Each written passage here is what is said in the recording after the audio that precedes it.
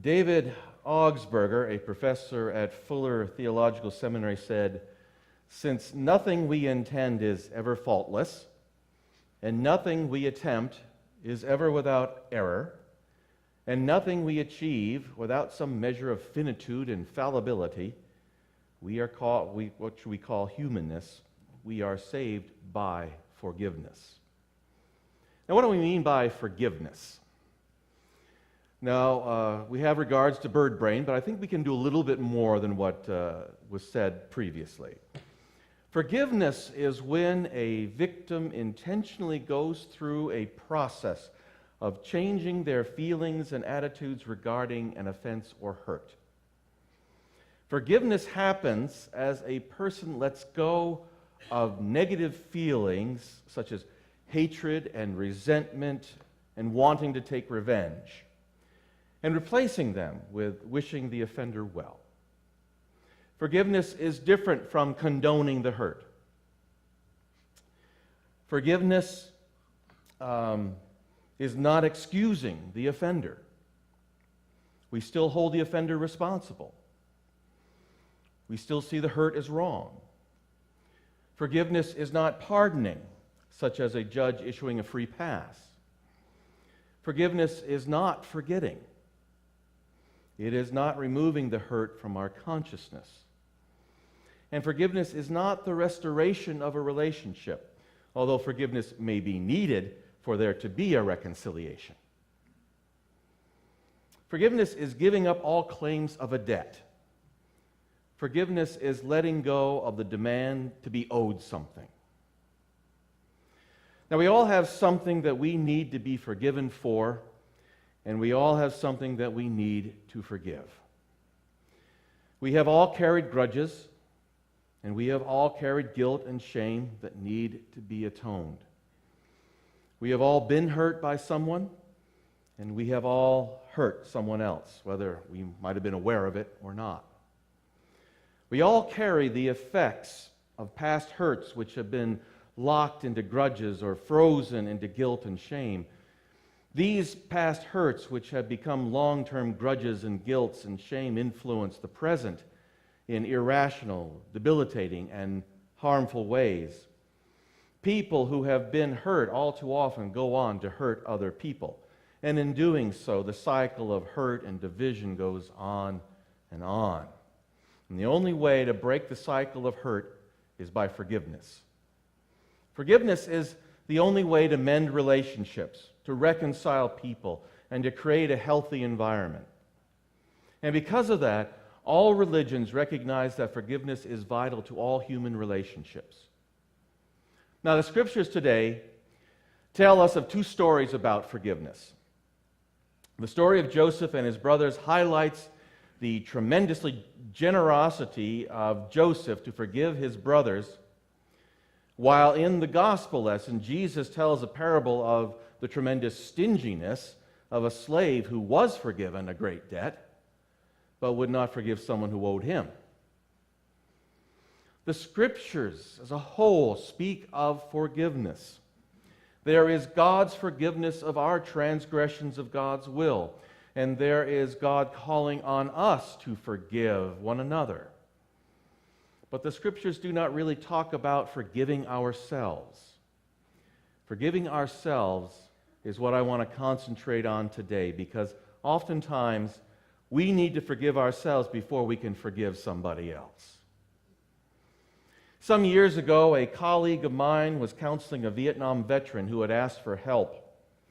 The veteran was painfully troubled over what he had experienced during his deployment. He told the pastor story after story in gory detail of what had happened to him in Vietnam. And then the veteran paused, perhaps because he was worn out, or perhaps he was waiting for a response, or both, and the pastor asked him, well, what he wanted. And the veteran said he wanted to be forgiven. So the pastor said that God could and would forgive, certainly would forgive this man if he'd ask. And the veteran replied that he believed that God could forgive him, but he could not forgive himself. Sometimes the hardest person to forgive is ourselves. But quite often, the most important person to forgive is ourselves. Forgiving ourselves can mean freeing us from a life of useless regret and bitterness, guilt and shame. Forgiving ourselves can also mean being able to reconcile with others. And how we forgive ourselves is reflected in how we forgive other people. If we cannot forgive ourselves, well, then it is most likely that we cannot forgive anyone else. But then again, many of us are harder on ourselves, and therefore less forgiving of ourselves than we are on other people. Now, I got a clip here, so let's take a look at a clip about forgiving ourselves. Well, obviously there was more to that than I showed you, but I figure you get the point. Video clip, it tells us that forgiving ourselves can increase our well-being and increase our happiness. Holding on to past hurts and offenses robs us of our present energy, as well as our mental well-being and just our overall well-being. Carrying a grudge hurts us.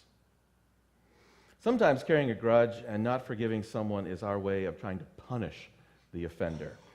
We refuse to reconcile or relate with the person we feel who has hurt us in an effort to make them feel guilty and to make them want to apologize. Maybe we're too proud and demand the offender do more to make up for the offense than they have already done.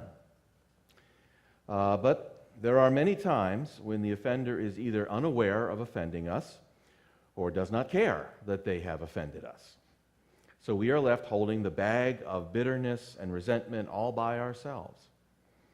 And we won't let go until someone notices us and begs us for forgiveness. Many of us hold on to that bag for a lifetime. Most of us here are still living with the scars that our parents gave us. Many of us still hold our parents responsible for our unhappiness in life. Our parents were flawed human beings like ourselves, and they parented with us in flawed ways. But they did the best they could, as I'm sure that you have done the best that you could raising your children. We all need to forgive our parents and to forgive ourselves because we are limited and we are finite human beings. Why do we hold on to bitterness and resentment when it does more to poison our own mental and emotional well-being than anyone else? Why do we insist on continuing to hurt ourselves when others are long over whatever it was or were never bothered in the first place? Well, one reason why we hold on to our hurt and anger is in an attempt to protect ourselves from being hurt again or having more hurt piled on us. We fear that if we forgive, that we will forget and fail to protect ourselves from further offenses. But the truth is, more often, that by holding on, we will actually set ourselves up for more hurt. By holding on, we will always be sensitive to being hurt, and thus it doesn't take a whole lot to offend us. Being sensitive also means that we will avoid situations where we think that we will be hurt, and we won't have those relationships or those experiences. Failing to forgive ourselves can be like looking over your shoulder for your whole long life. And sometimes we are the offender, and we need to make amends. We are the ones who need to be forgiven.